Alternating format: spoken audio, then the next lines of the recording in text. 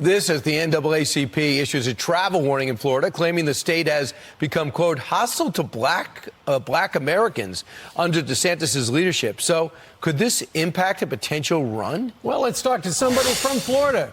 Here with the reaction is House Oversight Committee Representative Byron Donalds from the great state of Florida. Congressman, good morning to you. Good morning.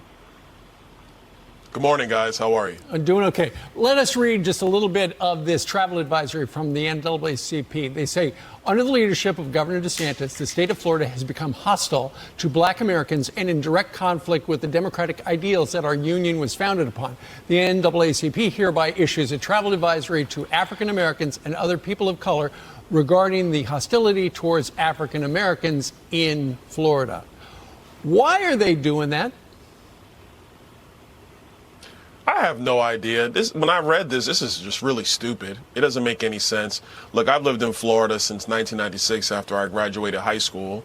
I went to college, got married, started a career, lived normal life. Went to church, raised kids, coached sports. Yesterday when the Miami Heat, and congratulations to the Heat going up 3-0 on the Boston Celtics, by the way. But when the Miami Heat, were beating down the Celtics last night in Miami, TNT was showing footage of different boats in the water. Mm-hmm. And on a bunch of these different boats are black people having a good time out on the water. I don't even know what the NAACP is talking about. This is silly and it's dumb. It's political. It makes no sense. We should be focused on making sure people actually have the opportunity to achieve, which Florida is actually doing and thriving in way better than other states, let's say New York or California or Washington State. We're doing a significantly better job helping black Americans succeed. And it's not just about me, it's about all the millions of black people that live in our state. Mm-hmm. They're talking about they say regarding the hostility toward African Americans in Florida. Do you feel hostility? No.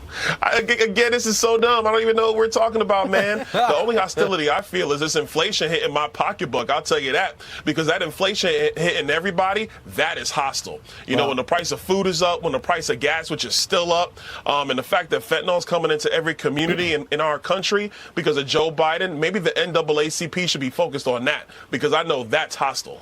I'll tell you what, I thought you went into a little bit of a hostile but fair environment on Meet the Press this weekend. You did great. But I've seen you on all different types of channels. I do want you to take a look. This is a little of the exchange between you and Chuck Todd over the debt ceiling, his view and your reality. But there's one more thing House Republicans are asking for, which is they want fewer IRS agents. I have never understood the resistance of extra IRS agents unless you knowingly cheat on your taxes. First of all, that's salacious. The Republican Party is concerned about is having IRS agents go after middle-class families and small business owners. When you have that many more agents. So if you're paying what you're supposed to pay, then you should have nothing to fear. You would make the assumption that IRS audits are up, that they're putting out more liens on the American people. That's not true. That data is not there. All Joe Biden's trying to do is find every possible nickel out of every couch from every American to pay for his radical spending.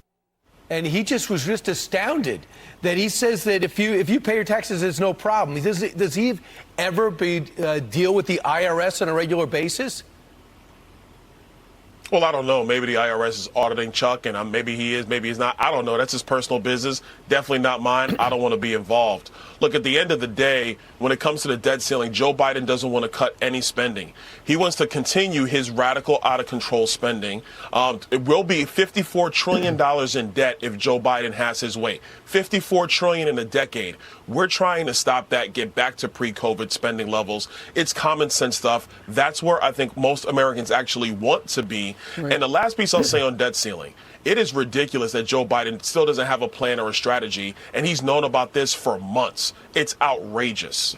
And he's finally back from Japan, and he's going to sit down with the speaker later today. I don't know if you read the Axios article this morning, but it talks about the rise of black Republicans, the growing number of black Republican candidates. They talk about you and Tim Scott. They talk about Daniel Cameron, who is Kentucky's AG, who just won the Republican primary for governor, and Larry Elder. It says Republicans have made small but notable inroads with black men during the Trump era. Republicans elected 5 black members of Congress, all from states and districts with majority white constituencies. What do you think the future looks like?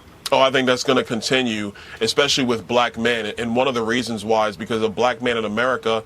Number one, they're trying to provide for their family. Number two, they're trying to actually build wealth, something that has not occurred really in a black community in the history of our country. And you cannot build wealth if you have a system of government that overtaxes you and overregulates you. It just doesn't work. And so, you know, to say it this way, when Donald Trump was president, man, my pockets were looking really good.